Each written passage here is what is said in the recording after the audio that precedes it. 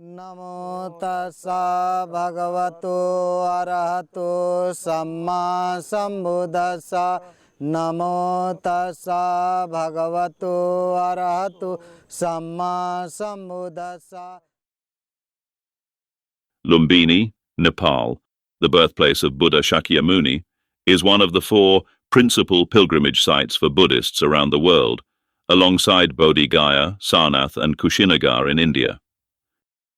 Today, Lumbini is home to an impressive Buddhist archaeological and religious complex spanning more than 750 hectares, developed according to an ambitious master plan designed by the Japanese architect Kenzō Tange.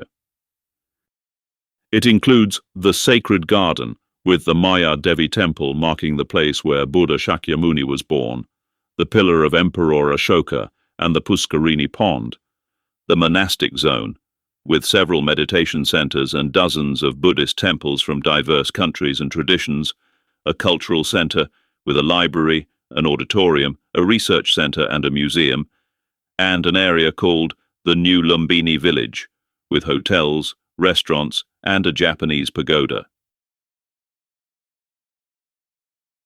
Around 623 BCE, Māyā Devī, a beautiful and expectant queen, journeyed with her royal entourage from the home of her husband, Raja Suddhodana of Kapilavastu, toward her native city of Devadaha, where, according to custom, she was to give birth in her parents' house. Both Queen Māyā Devī and her husband, Raja Suddhodana, were members of the warrior caste of the Kshatriyas, though they belonged to different lineages. He was of the Shakya clan, while she was of the Koliya clan. At the beginning of her pregnancy, some 9 months earlier, the queen had experienced an unusual dream. Before her appeared a white elephant, an emblematic and auspicious symbol of royal greatness, strength, and perfect wisdom. With quiet dignity, it circled her 3 times, as though announcing the coming into the world of a noble and extraordinary being. The Brahmins summoned by the Raja to interpret the dream foretold that a child of extraordinary destiny would be born. Before reaching the halfway point between Kapilavastu and Devadaha, while passing through a grove of blossoming sala trees, the queen asked her retinue to stop for a rest. The place was called Lumbini. The queen bathed in the tranquil pond within the grove and, suddenly, felt that the hour of birth had arrived. Immediately, the women of her retinue drew a veil around a place beneath a flowering sala tree. There, beneath the shelter of the tree, Māyā Devī gave birth, standing, holding onto a branch of the sala tree. A baby boy was born. It was the day of the full moon in the month of Vaishakha, according to the ancient Indian calendar, a month corresponding to April or May in the present reckoning of time. Probably nobody could have guessed at the time the paramount importance that the newborn child would have in the spiritual history of mankind. Later, legendary stories will claim that the newborn child took several steps towards each cardinal point, with lotuses springing from the ground in his footsteps, and declared, "I am unique, peerless in the world, and this is my last birth." Although these are clearly not accounts of historical events, these stories nevertheless convey a profound truth. The newborn child would indeed become a person unlike any other across the centuries, known today simply as the Buddha. The child was bathed in the pool there, and the queen, together with the infant and her entire retinue, returned to Kapilavastu.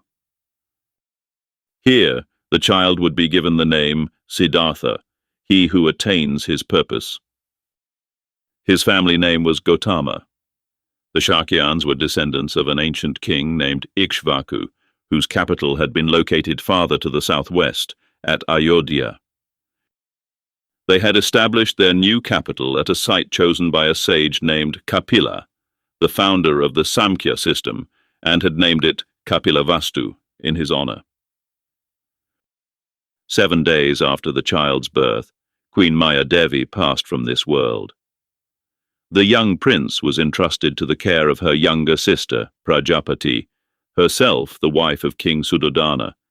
She raised him as her own son, embracing him with a mother's devotion.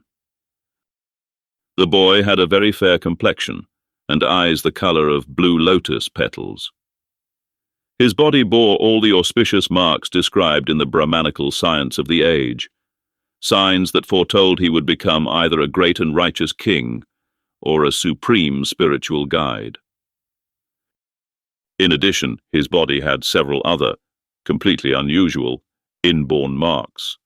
A white mark upon his forehead, between his eyebrows, a subtle prominence at the crown of his head, resembling a royal turban, and wheel-shaped marks on the soles of both feet. An aged, revered ascetic, a Brahmin named Asita, came to the residence of Raja Suddhodana and lifted the child into his arms, gazing upon him with great attention. In a sudden gesture, the child stretched out his feet and rested them upon the head of the aged ascetic.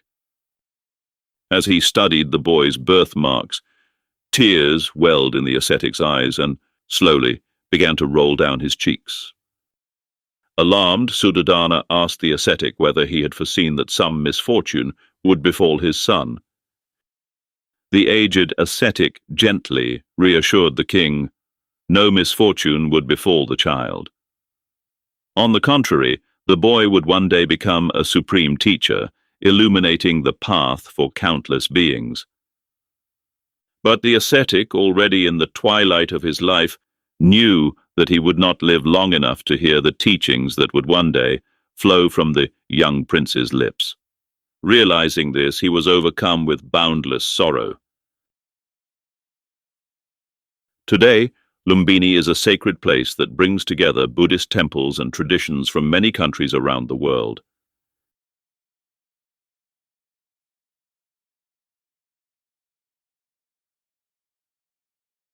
At its heart lies the sacred garden, where the Māyā Devī Temple, the Ashoka Pillar, and the Puskarini Sacred Pond preserve the memory of the birth of Siddhartha Gautama, the man who would become the Buddha, forever transforming the spiritual history of humanity.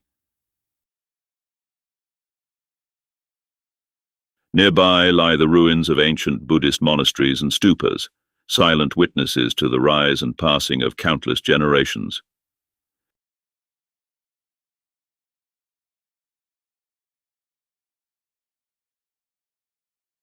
Farther north, a central waterway separates the monastic grounds of the Theravada tradition from those dedicated to the Mahayana and Vajrayana schools of Buddhism. You could spend hours here, exploring the many Buddhist temples, the elegant gardens of the Chinese temple, the only active Chinese Buddhist temple outside China, the beauty of the Drigung Kagyu temple, the vibrant murals of the Cambodian and Indian temples, the majestic grandeur of the Korean temple, or the serene simplicity of the Tibetan Austrian temple.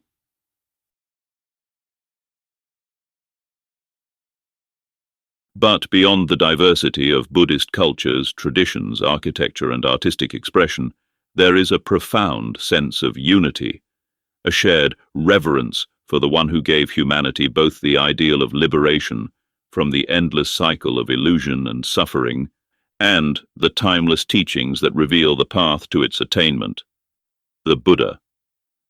Beyond the years of his life, further back into the distant past, history fades away and dissolves into a realm of legends and myths.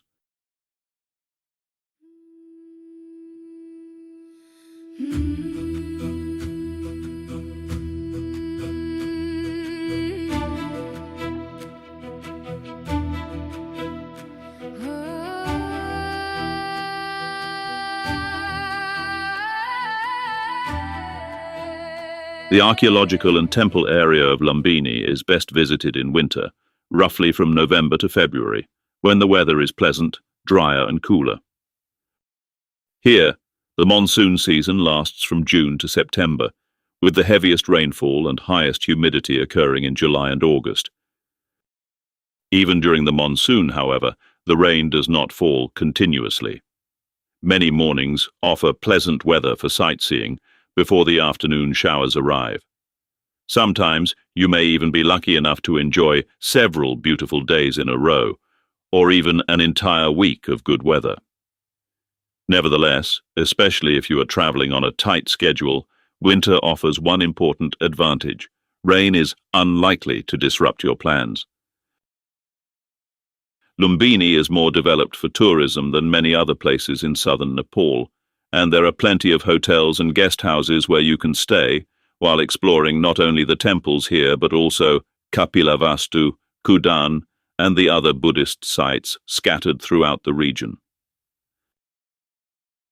The temple area of Lumbini is beautiful and almost feels like a small town in itself, spread across a vast area. The most convenient way to explore it is by rickshaw. Your driver can take you from one temple to another and wait for you outside each site while you explore. For the people of Nepal, Lumbini is today a profound source of national pride. For Buddhists around the world, it has always been, and remains, a sacred symbol evoking the birth of the Buddha and his teachings, a path grounded in natural ethics, centered on the practice of meditation and samadhi, and ultimately culminating in the attainment of all-encompassing knowledge and liberation.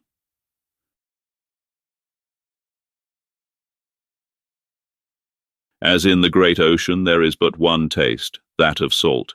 In all the teachings I have given you, there is but one taste, the taste of freedom. Mano Puban Gama Dhamma Manu Setha Manu Maya Mansache Padothena Bhasativa Karotiva Tato Nandukhaman Veti Chakkanva Vahto Padan Mano Puban Gama Dhamma Manu Setha Manu Maya Mansache Pasannena Bhasati Va Karoti Va.